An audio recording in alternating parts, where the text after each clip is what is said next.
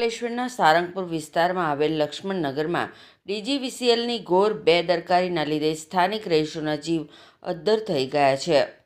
લક્ષ્મણનગરમાં આવેલો આ વીજ કંપનીનો પોલ અત્યંત જર્જરિત હાલતમાં છે.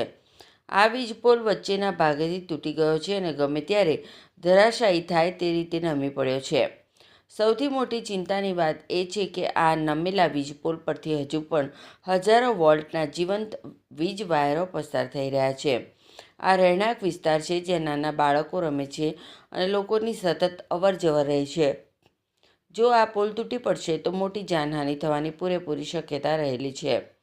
સ્થાનિક રહીશોએ આક્રોશ સાથે જણાવ્યું કે તેઓએ ડીજીવીસીએલને વારંવાર લેખિત અને મૌખિક રજૂઆતો કરી છે, છતાં હજુ સુધી કોઈ નક્કર કામગીરી કરવામાં આવી નથી. સ્થાનિકોએ આક્ષેપ કર્યો હતો કે ડીજીવીસીએલ કોઈ મોટી દુર્ઘટનાની રાહ જોઈ રહ્યું હોય એવું લાગી રહ્યું છે.